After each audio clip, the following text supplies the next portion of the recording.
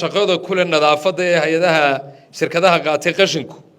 inaan wax la aqbali karayo ahayn magaaladu inuu qashin buuxiyo street walba oo magaaladan Boorame ku yaala inaanu dib u madoobaay doonin muddo 30 cisho gudahooda gudoomiye ku-xigeenka golaha baarlamaanka waa mahad celinaa arinta inta marka laga yimaado hadaan reer awdal lahay waxaana looga baahan yahay oo aanu ballan qaadaynaa oo afkii gobolka awdal ku hadlaya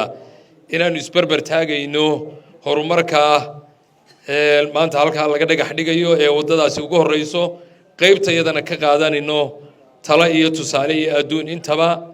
waanaanu idin ballan qaadinaa mudane wasiir inaanu qayb weyn ka noqon doono haday tahay ilaalinteeda iyo haday tahay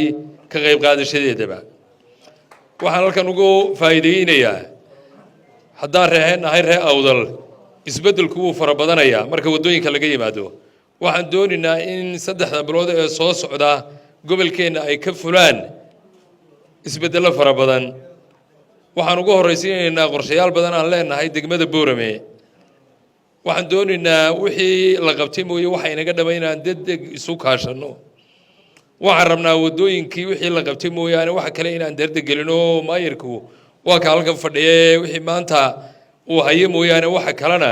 insha Allah taala waxaan ballan qaadaynaa anagoo ganacsatada iyo cuqaasha iyo salaadiintaba kaashanayna inaanu helno barnaamij wax wada qabsi oo gobolka iyo degmaduba ay ku horumarayaan waxaan doonaynaa magaaladu way ogtihiin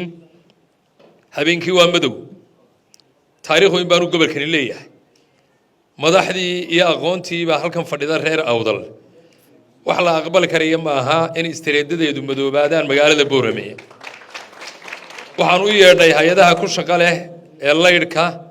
waanay naga aqbaleen street walba oo magaaladan Boorame ku yaala inaanu dib u madoobaay doonin muddo 30 cisho gudahooda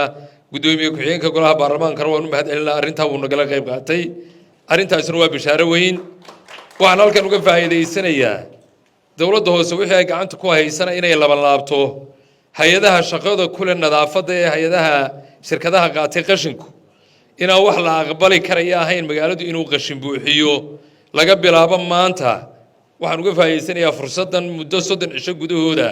magaalada inaynu u baahanay inaynu gabcaha isku qabsano maamul gobol mid degmo iyo mid shirkadeed nadaafad iyo shacab weynahana qamiis walbana 3 qamiisood ugu horeeyana waxaan gelinaynaa campaign nadaafadeed intaasina waxaan uga faa'iideysanayaa fursadan aad iyo aad baa u mahadsantihiin magaalo bilicsan oo horumarkii qarankan aynu isbeddelka ku keenay uu ka noqday inuu u baahanay inaynu gobolkeena ka horseedno annana waanu idinku horkacaynaa aad iyo aad baa u mahadsantihiin dhammaan marti sharafta iyo madaxda heer qaran ee maanta xafladan dhagax dhagii baynu tegaynaa